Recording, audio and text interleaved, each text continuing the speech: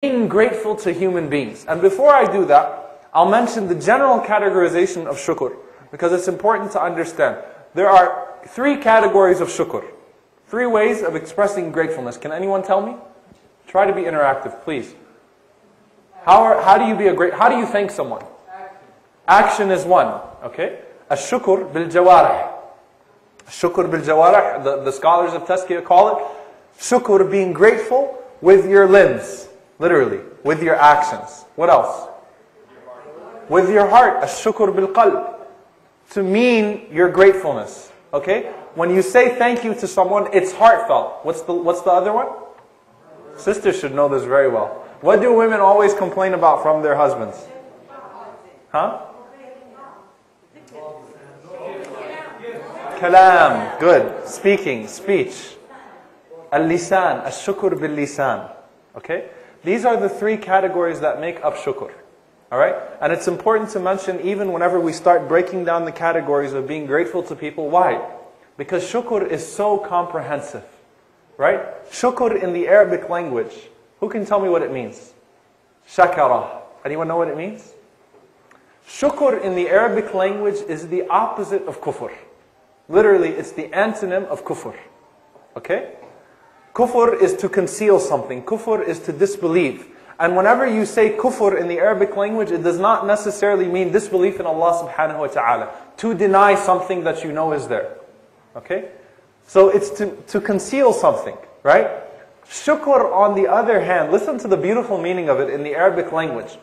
You know, if someone comes to me, like if Sheikh Muhammad, for example, and the sister, may Allah reward her, people are, coming and giving me pizza and then giving me a drink. Let's say that someone went outside, and I'm not suggesting this, by the way, and got 2 boxes of pizza and started stuffing my mouth with pizza.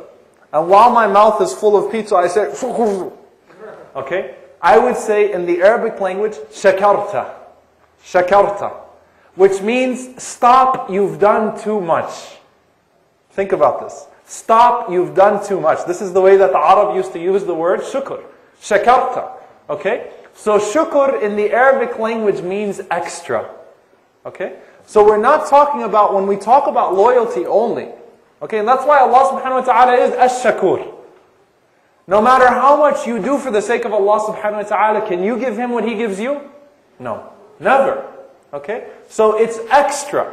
Okay? So when you do things for people that are extra, then you are being a grateful person. Then you are being shakur. Okay? And Allah Azza wa Jal is ash-shakur. Then we talk about these 3 categories. Ash-shukur, first and foremost, bil-qalb. You have to mean your gratefulness. You have to mean your thanks to someone.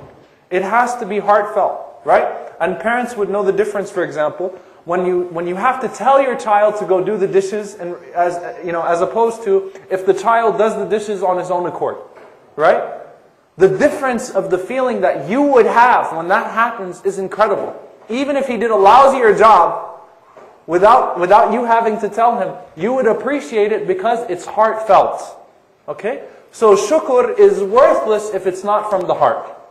Okay? So first and foremost, ash-shukr bil-qalb. Secondly, ash-shukr bil-lisan. Okay? To actually be grateful and express gratefulness.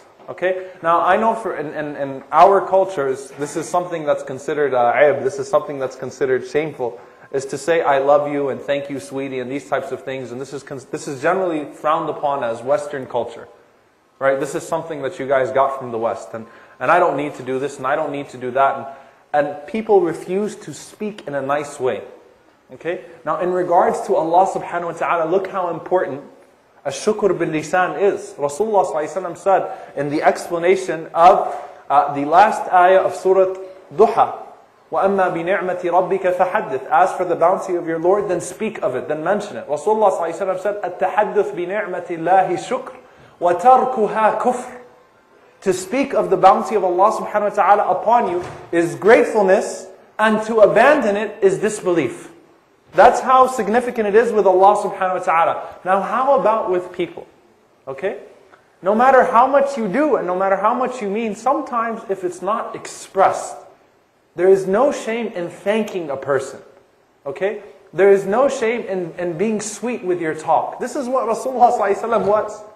Rasulullah ﷺ was someone who was he was always thankful with his tongue. Okay? Having a sweet tongue is very, very, very important. And this is sometimes brothers and sisters struggle with it in marital affairs, especially.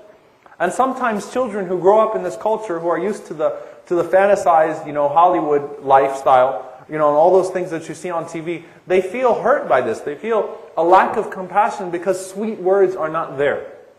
It's a very simple thing that you could add into your life, and it's expression of your gratefulness. Okay, so I'm not necessarily just talking about the tongue and those types of things. SubhanAllah, just a few weeks ago, I had a couple that I was counseling, and the wife was complaining about the husband, and really the husband does a lot. He does a lot, but he never says anything nice to her. I mean, it's always just business. Like, okay, what do you want?